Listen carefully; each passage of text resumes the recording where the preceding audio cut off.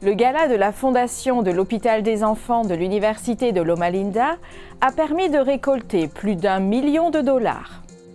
Au Pérou, un projet de loi propose que le sabbat soit reconnu comme jour de repos pour les travailleurs des secteurs publics et privés. La 4e saison de la série 23h59 jusqu'à la dernière minute met l'accent sur les événements bibliques des temps de la fin. Le programme évangélique de Panza, dans l'ouest de la Russie, s'est terminé par un baptême. Le développement de ces titres et d'autres histoires encourageantes, aujourd'hui sur ANN.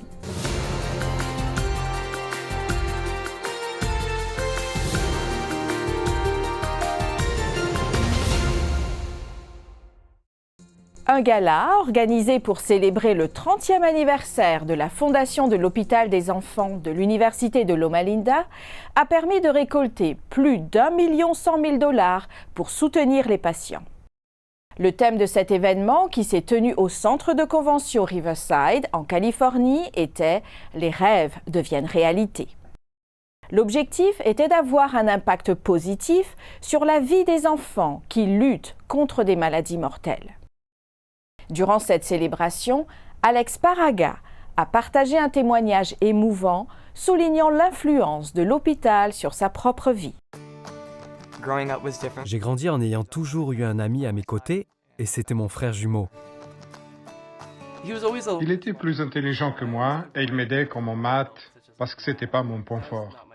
Il était toujours là pour m'aider. Ils faisaient tout ensemble. Si l'un voulait faire quelque chose, l'autre l'encourageait. Le voisin venait nous voir et nous disait « Eh, je suis désolé, mais vos enfants jettent des pierres dans ma piscine. » Il est venu avec une boîte pleine de cailloux. « Hé, vos garçons jettent des pierres par-dessus la clôture. » Ils trouvaient ça drôle. Ils avaient 2 ou 3 ans à l'époque. C'était des garçons. Oui, c'est vrai, il était un leader. J'ai d'abord ressenti une douleur dans mon genou, mais j'avais d'autres soucis plus importants et autres choses à faire. Mais je souffrais tout le temps. Je pensais vraiment qu'il exagérait. Je disais « Alex, tu vas bien, va prendre l'air. » Quand mon genou a commencé à grandir, il grandissait vite et il était assez gros. J'étais très déboussolé et je crois que c'est cette confusion qui m'a vraiment inquiété. Ils ont dit qu'ils pensent qu'il s'agissait d'une déchirure du ligament et que nous devions voir un orthopédiste. 3 jours plus tard, j'ai reçu un appel téléphonique de l'orthopédiste me disant de venir le jour même. Il nous a fait asseoir. Je voyais bien qu'il y avait quelque chose d'inquiétant. Ils m'ont dit que j'avais un cancer dans le genou et des taches calcifiées dans les poumons. J'étais totalement étourdi et je n'ai pas vraiment compris comment réagir à cela. Si je le pouvais, je l'aurais pris à sa place.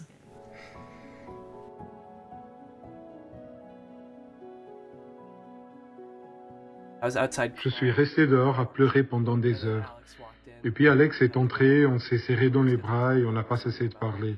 Nous parlions de notre enfance et de ce qu'elle était. Mon assurance m'a transféré à Loma Linda pour poursuivre la chimio. C'était probablement l'une des meilleures choses qui aurait pu m'arriver.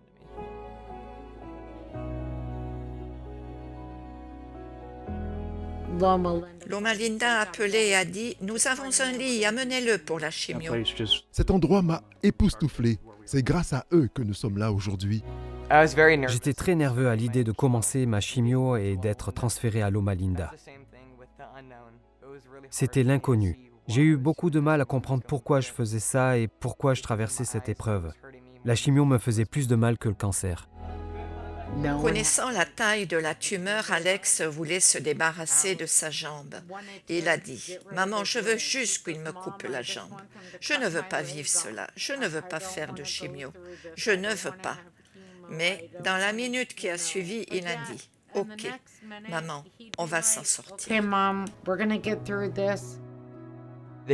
On m'a remplacé tout le genou et des parties du haut de la cuisse et du bas de la jambe. C'était très douloureux. J'ai été hospitalisé pendant 2 semaines après ma première opération. Tout le personnel m'a donné l'impression d'être une personne à part entière, alors que, dans ma tête, j'importais peu. Le jour de la sortie est arrivé. C'était très important pour moi car j'étais l'un des rares à être arrivé jusque-là. Ce matin-là, j'étais très excité, mais c'était vraiment très difficile parce que tout ce que j'avais connu pendant 11 mois, c'était Loma Linda et le service 4800. C'était très difficile de quitter ce service. Entendre des personnes sonner la cloche de la sortie, je savais que leur voyage, leur combat était terminé. Ça m'a motivé parce que je savais que j'allais y arriver un jour. L'histoire complète d'Alex Paraga est disponible sur news.llu.edu. Au Pérou, le député Juan Bartolomé Burgos a présenté le projet de loi numéro 4610-2023-CR qui établit le sabbat comme jour non ouvrable en faveur des travailleurs publics et privés qui observent ce jour, conformément au 4e commandement. Burgos a souligné qu'il connaissait des cas de personnes qui avaient perdu leur emploi ou démissionné par loyauté parce qu'ils ne pouvaient pas observer le sabbat. Les chrétiens du Pérou sont appelés à prier pour la proposition de loi et le travail du législateur. Jésus nous invite tous à partager avec le monde la bonne nouvelle du salut et les messages des 3 anges. Cette invitation s'adresse aussi aux enfants. C'est dans cette optique que l'Église adventiste a préparé un guide d'études bibliques pour les enfants, Les 3 anges et toi, l'Apocalypse 14. Il se compose de 8 livrets contenant chacun une histoire, des informations sur le contexte historique et des exercices et activités attrayants pour les enfants. Les ministères adventistes pour l'enfance proposent autre chose. The 3 angels' message is to proclaim to the world, so that everyone, including young children, could be taught to be ingrained in the gospel truth, so that each one may participate and take an active part in sharing the gospel and to prepare the world and hasten the second coming of Jesus.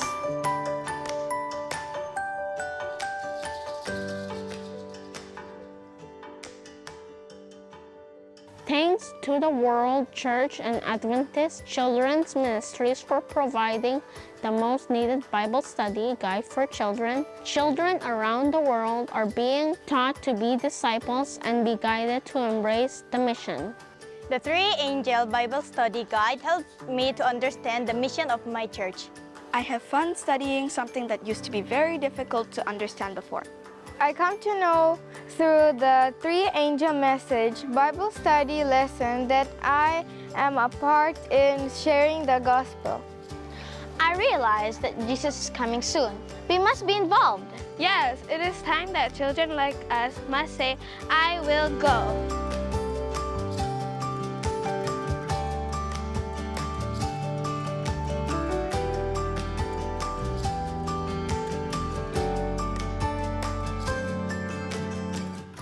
Jesus said in Matthew 28 from 18 to 20, "Therefore go and make disciples of all nations, baptizing them in the name of the Father and of the Son and of the Holy Spirit, and teaching them to obey everything I have commanded you.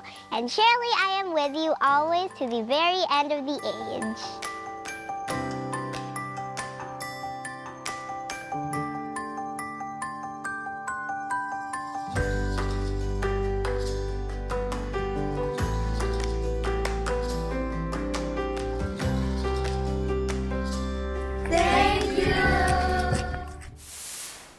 Un programme évangélique intitulé « La Bible dans les événements de notre temps » a eu lieu à Penza, dans l'ouest de la Russie. Oleg Gandjarov était l'orateur pour ces rencontres. Gandjarov, responsable des affaires publiques et de la liberté religieuse de l'Église adventiste du 7e jour dans la région eurasienne, a livré des réflexions spirituelles pour encourager ceux qui avaient déjà pris la décision d'accepter le Christ. Chaque soir, dans la congrégation adventiste locale, des histoires bibliques transportaient les auditeurs à une époque lointaine, celle de la rédaction de la Bible. Ce livre, inspiré par Dieu, parle précisément de notre époque et du message de Dieu et prépare à la seconde venue de Jésus. Le dernier jour du programme, 2 personnes ont donné leur vie à Christ par le baptême. Hope Channel du Centre des Philippines a inauguré un nouveau studio et un nouveau site de transmission qui permettront de remplir la mission de l'Église adventiste du 7e jour dans ce pays. Ces histoires et d'autres nouvelles passionnantes, juste après la pause.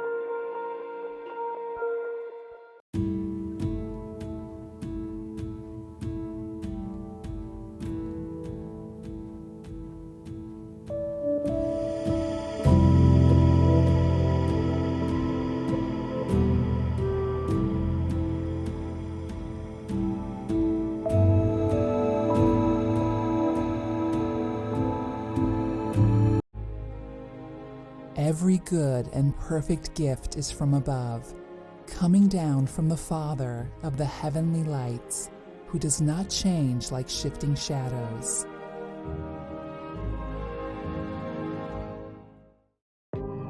Why is there evil in the world? Are Christians hypocrites? Is the Bible a fairy tale? Does Jesus love everyone?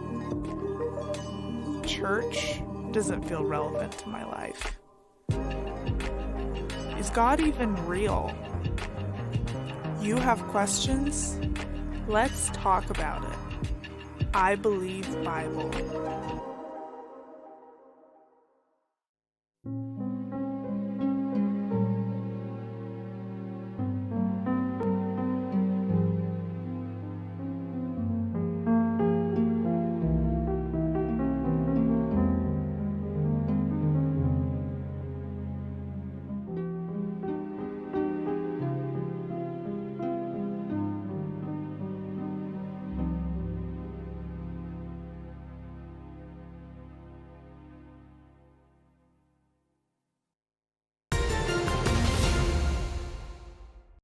Hope Channel du Centre des Philippines a inauguré un nouveau studio et un nouveau site de transmission à l'Église adventiste du Centre des Philippines. Plus de 200 dirigeants adventistes de toutes les Philippines ainsi que des représentants du gouvernement étaient présents à cette importante célébration. Le nouveau studio, le site de transmission, la maison de transmission, l'émetteur de télévision numérique de 3,5 kW et la tour ont finalement été achevés, marquant une réalisation tant attendue par les églises locales. La plateforme médiatique permettra à l'Église d'atteindre ceux qui n'ont pas encore entendu l'Évangile. Les dirigeants de l'Église ont déclaré que l'objectif principal de Hope Channel du Centre des Philippines est de renforcer et de créer davantage de programmes qui aideront à faire des disciples du Christ et à proclamer l'Évangile éternel à tous les peuples. La série brésilienne, traduite en français par 23h59 jusqu'à la dernière minute sur la chaîne Feliz Seven Play de l'Église adventiste en Amérique du Sud, démarre sa 4e saison et se focalise sur un public plus jeune. La série raconte le drame de 3 amis d'enfance qui ont suivi des chemins différents mais sont confrontés au prochain retour de Jésus et à tout le contexte entourant ce moment. La nouvelle saison présente un temps de persécution, d'un point de vue biblique, contre les fidèles de Dieu dans les derniers temps de ce monde.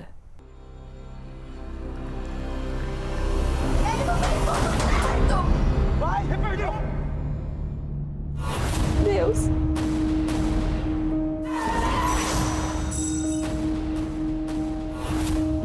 Então ele sabe que você está aqui. Por que ele não faz nada?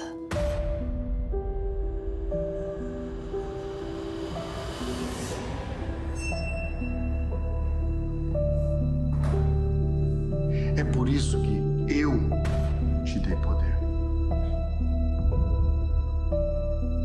Tô tentando entender quem é o Lucas. Mas eu sinto que falta alguma coisa pra eu me sentir completa. Vocês não vão me vencer! Pour regarder la série 23h59 jusqu'à la dernière minute en portugais, rendez-vous sur felice7play.com/pt. La plateforme propose également des contenus en espagnol et en anglais.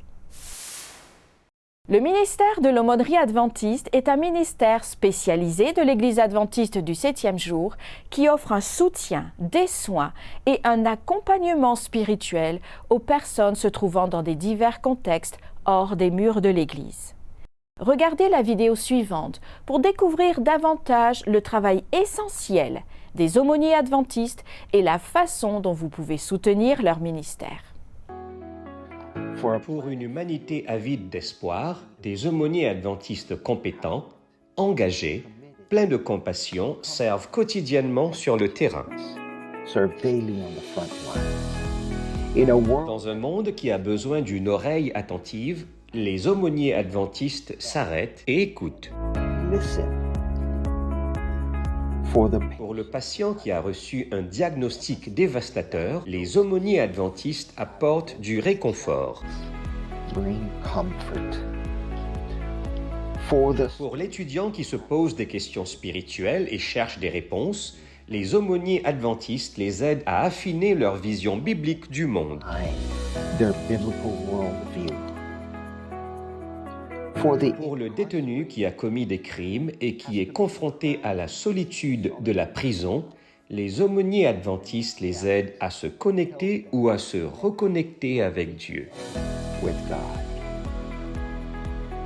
Pour le soldat qui s'entraîne sans relâche pour défendre et libérer contre tous les ennemis, étrangers ou nationaux, les aumôniers adventistes les aident à trouver la paix face à l'inconnu.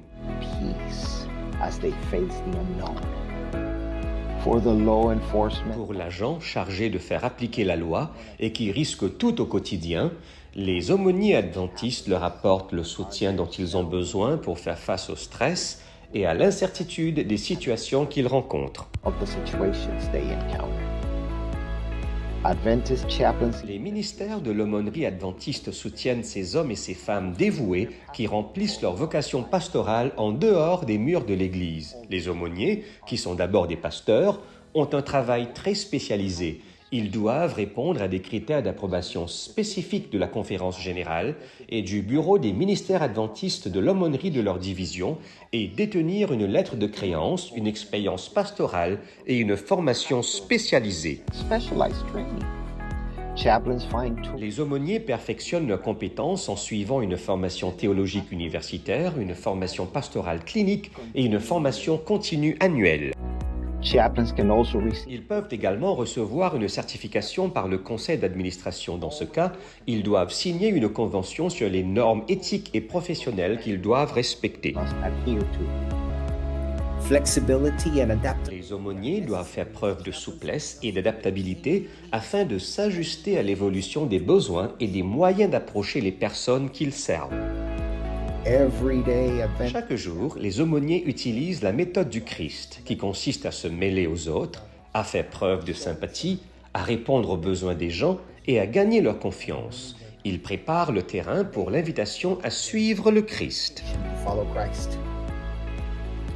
Alors que ce groupe d'aumôniers apporte l'espoir, le réconfort et répond fidèlement à l'appel par un retentissant « J'irai », c'est un honneur de soutenir leur ministère.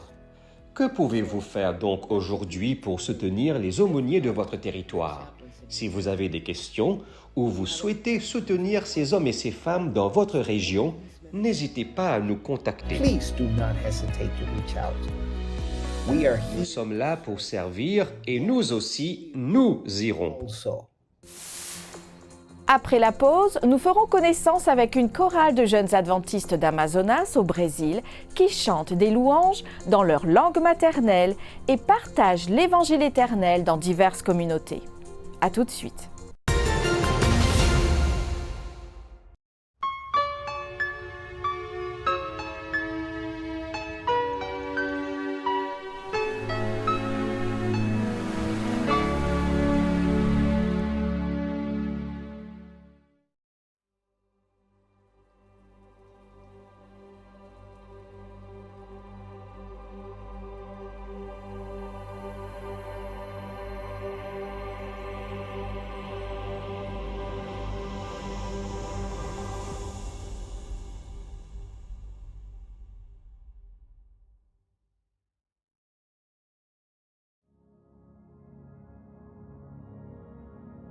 Voici comment Dieu utilise les volcans comme symbole d'espoir. Avec leur puissance massive, les volcans infligent des dégâts importants lorsqu'ils entrent en éruption, en particulier lorsqu'ils détruisent des communautés. Dieu a créé la terre pour qu'elle apporte un nouvel espoir après les violentes éruptions de feu. Une nouvelle vie surgit rapidement de la lave et des cendres, riches en minéraux. D'abord modestes, les petites espèces préparent un sol fertile pour d'autres plantes. Finalement, des forêts et des champs vigoureux poussent là où il n'y avait que désolation. Cela nous éclaire sur cette nouvelle création que Dieu fera naître de la destruction infligée par le mal. Nous pouvons être certains qu'il embellira en son temps, même les pires destructions causées par le péché.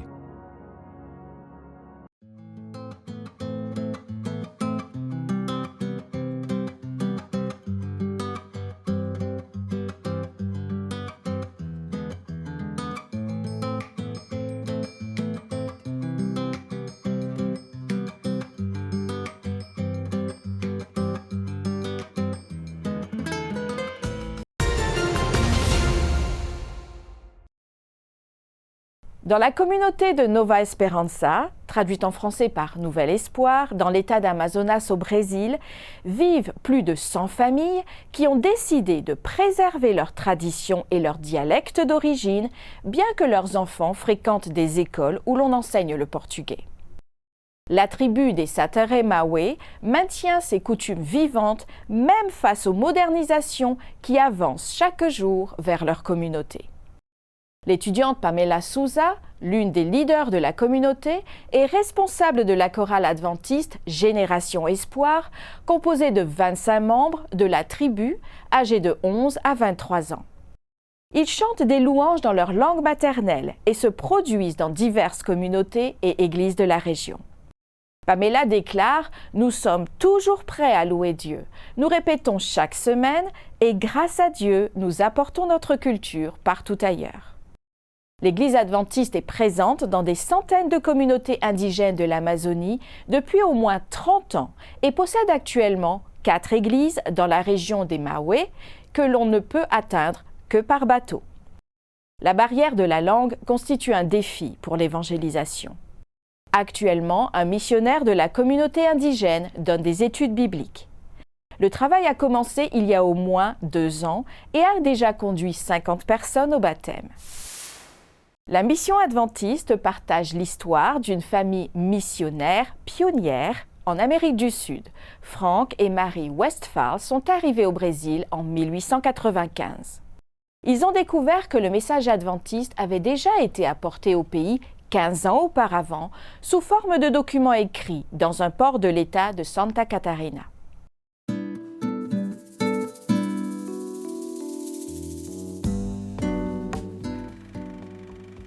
Le 22 février 1895, le missionnaire pionnier Frank H. Westphal est arrivé au Brésil. Il découvrit que le message adventiste était déjà arrivé bien 15 ans plus tôt, sous la forme imprimée dans un port de l'État de Santa Catarina. Frank et Mary Westphal ont commencé leur travail dans le Wisconsin, aux États-Unis, où Frank s'est efforcé d'atteindre la population germanophone. Il a fréquenté la Battle Creek College et a enseigné à Union College avant de répondre à l'appel de Dieu à servir comme missionnaire. En 1894, la Conférence générale a décidé de l'envoyer en Amérique du Sud comme premier pasteur consacré. En août 1894, Franck, Marie, leur fils et leur petite-fille arrivent à Buenos Aires, en Argentine. Franck fut nommé président de la mission de la côte est de l'Amérique du Sud, qui couvrait les territoires de l'Argentine, de l'Uruguay, du Paraguay et du Brésil. Franck ne perdit pas de temps et se rendit immédiatement à Crespo, en Argentine, où un groupe de croyants adventistes l'attendait. Là, il aida à établir la première église adventiste en Amérique du Sud. Bientôt, Franck tourne son attention vers le Brésil. Le 18 juillet 1894, Franck a commencé à visiter divers endroits dans l'état de Sao Paulo, rencontrant les familles intéressées et créant des écoles du sabbat. Il s'arrête notamment à Piracicaba, où il baptise Guilherme Stein Jr., le premier croyant brésilien à être baptisé dans le pays. De là, Franck s'est rendu à Gaspar Alto pour rencontrer un autre groupe de croyants intéressés. À son arrivée, il a essayé de trouver un endroit pour tenir des réunions, mais s'est heurté à l'opposition du chef religieux local. Il a finalement décidé de tenir des réunions près de la rivière. Le sabbat du 8 juin, après avoir célébré le repas du Seigneur, 8 personnes ont été baptisées. Quelques jours plus tard, 15 autres personnes ont été baptisées. Le 15 juin, la première église adventiste brésilienne fut établie à Gaspar Alto, à moins de 40 miles de l'endroit où le message adventiste était arrivé 15 ans plus tôt. Après avoir travaillé dans le camp de la mission pendant 5 mois, Franck est retourné à Buenos Aires pour y vivre une tragédie. Sa fille Hélène était tombée malade et était décédée le 15 juin, 2 semaines avant son retour et le jour même où il avait aidé à établir l'église de Gaspar Alto. Malgré la tragédie et les difficultés, les Westfall ont poursuivi leur route et ont servi pendant 27 ans en Afrique du Sud. Aujourd'hui, le Brésil compte plus de 1,7 million d'adventistes du 7e jour et plus de 18 000 églises et entreprises. On compte un adventiste pour 122 habitants. Aux missionnaires pionniers comme Franck et Marie Westfall, nous disons merci. Merci d'avoir suivi ANN. Rejoignez-nous la semaine prochaine pour plus de nouvelles du siège de l'Église adventiste du 7e jour. Saviez-vous que l'Église adventiste du 7e jour a une chaîne YouTube où vous pouvez regarder ANN Vidéo, ANN in Depth et plein d'autres vidéos étonnantes sur la prophétie, la santé et l'étude de la Bible? N'oubliez pas de cliquer sur le bouton s'abonner pour ne jamais manquer une nouvelle vidéo. Vous pouvez également laisser un commentaire ou un sujet de prière. Une équipe prie pour vous 24 heures sur 24 et 7 jours sur 7. Avant de nous quitter, nous vous laissons avec une bonne nouvelle tirée du livre des Psaumes au chapitre 27 et au verset 14. Espère en l'Éternel, fortifie-toi et que ton cœur s'affermisse. Espère en l'Éternel. Ainsi prend fin notre programme de cette semaine. N'oubliez pas que vous pouvez toujours visiter adventiste.news/fr pour des nouvelles quotidiennes et des vidéos. Nous nous retrouvons la semaine prochaine pour d'autres nouvelles de foi, d'amour et d'espérance. Que Dieu vous bénisse.